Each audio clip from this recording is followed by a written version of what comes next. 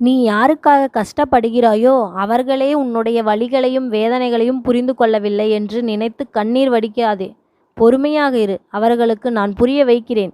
நீ நிம்மதியாக இரு. போலி மனிதர்கள் மேகங்களைப் போல் ஒரு நாள் நிச்சயம் மறைந்து விடுவார்கள். ஆனால் உன்மீது பாசம் வைத்துள்ள உண்மையாக இருக்கும் மனிதர்கள் உன் வாழ்நாள் முழுவதும் உன்னுடன் துணையாக இருப்பார்கள். எனவே நல்லவர்கள் யார் கெட்டவர்கள் யார் என்று தெரிந்து செயல்படு என் பிள்ளையே. என்னை யாருக்கும் பிடிக்கவில்லை என்று கவலைப்படுவதற்கு நீ சந்தையில் விற்கும் பொம்மை அல்ல. நீ என்பது நீயே. உன்னை உனக்கு பிடித்தால் போதும். எவருக்கும் பிடிக்க தேவையில்லை. நீ வாய் திறந்து சொல்ல முடியாத வேதனைகளை உன் அப்பன் முருகன் நான் பார்த்து கொண்டு தான் இருக்கிறேன்.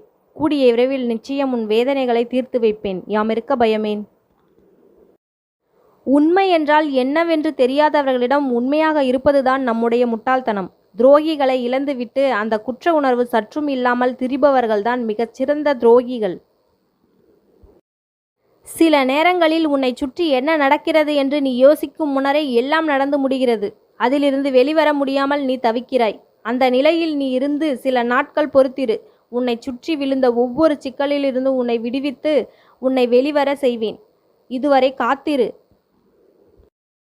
ஆறுதலை அடுத்தவர்களிடம் தேடாதே. உனது கஷ்டம் நஷ்டம் எதுவென்றாலும் அது உனக்குத்தான் வலியும் வேதனையும். அடுத்தவர்களுக்கு அது வெறும் கதைதான். அதனால் நிம்மதியாக உறங்கு என் பிள்ளையே. எத்தனை கைகள் என்னை தள்ளிவிட்டாலும் என் நம்பிக்கை என்னை கைவிடாது. இருளாக வாழ்க்கையை என்றும் கவலை கொள்ளாதே. கனவுகள் முளைப்பது இருளில்தான். அதனால் கவலை கொள்ளாதே. யாமிருக்க பயமேன்? என் பிள்ளையே, வாழ்க்கையில் தற்போது உள்ள நிலைகளை எண்ணி வருந்தாதே.